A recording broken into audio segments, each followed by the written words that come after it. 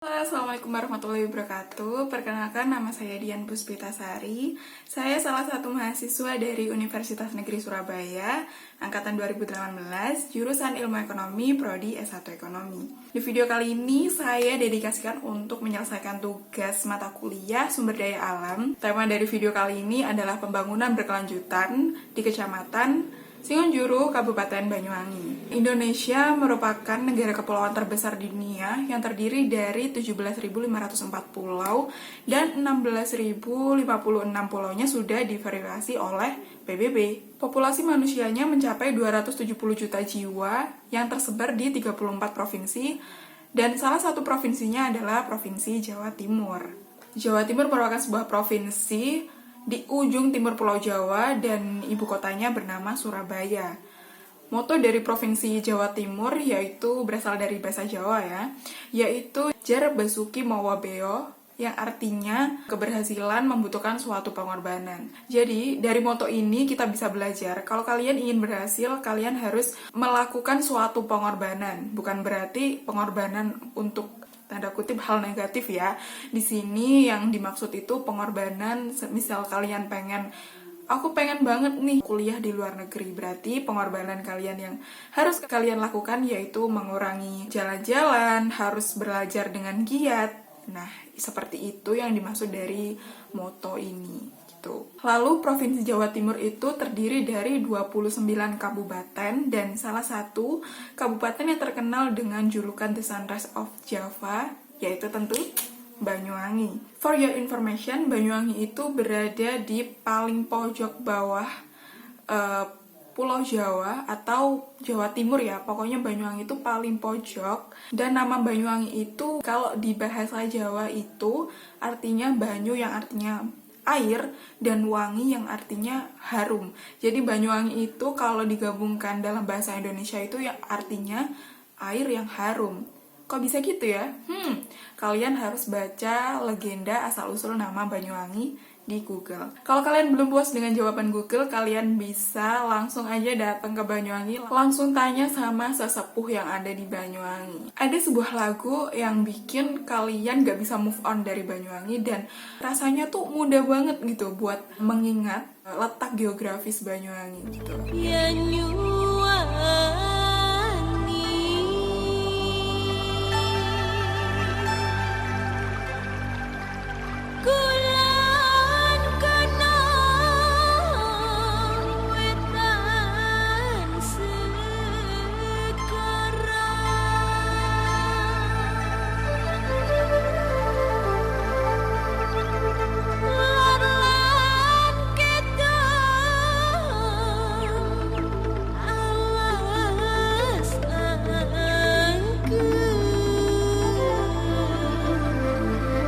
Itulah penggalan dari kondisi geografis di Banyuwangi. Arti dari penggalan lirik lagu tadi itu, sebelah barat Banyuwangi itu dipisahkan oleh pegunungan, lalu sebelah timur oleh lautan, utara dan selatan oleh hutan belantara, begitu. Meskipun hutan belantara sebelah selatan itu sudah dijadikan taman yang terkenal banget yaitu Taman Alas Purwo. Kalian harus coba ke sana. Ada salah satu pura yang bagus banget buat foto. Nanti aku bakalan cantumin salah satu foto-foto dari wisatawannya di sini atau sebelah sini ya.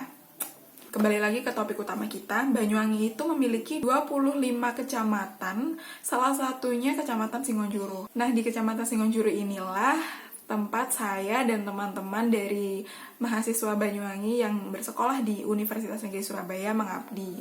Kecamatan Singonjuru ini dikelilingi oleh 4 kecamatan. Yang pertama ada Kecamatan Songgon, kemudian Kecamatan Rogojampi, kemudian Kecamatan Serono, dan yang terakhir adalah Kecamatan Sempu. Ada 11 desa di Kecamatan Singonjuru. Yang pertama di Kecamatan Singonjuru itu ada Desa Gambor, yang kedua ada Singonjuru tentu, yang ketiga ada Desa Alas Malang, yang keempat ada Desa Benelan Kidul, yang kelima ada Desa Lemah Bangkulon, yang keenam ada Desa Singolatren, Desa Padang, Desa Cantuk, Desa Gumiri, Desa Kemiri, dan yang terakhir ada Desa Sumberbaru. Populasi penduduk di Kecamatan Singonjuru itu kurang lebih 1.700.000 jiwa. Dengan populasi yang sebanyak itu, maka harus diperlukanlah pembangunan berkelanjutan untuk menopang kesejahteraan masyarakat di Kecamatan Singonjuru. Definisi dari pembangunan berkelanjutan merupakan kondisi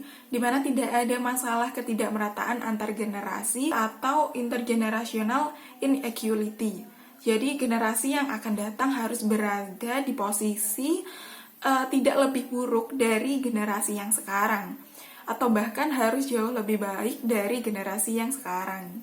Generasi sekarang boleh saja melakukan eksploitasi sumber daya alam serta melakukan berbagai pilihan dalam penggunaannya, namun harus tetap menjaga keberadaan sumber daya alam tersebut agar generasi yang akan datang tetap terpenuhi kebutuhan hidupnya. Pembangunan berkelanjutan tidak berarti hanya di bidang ekonomi saja, namun keberhasilan pembangunan di bidang ekonomi akan membawa berbagai kemudahan dalam bidang-bidang lainnya, gitu. Pentingnya peranan sumber daya alam dalam pembangunan berkelanjutan tanpa menghindari kepunahan dari sumber daya alam itu sendiri.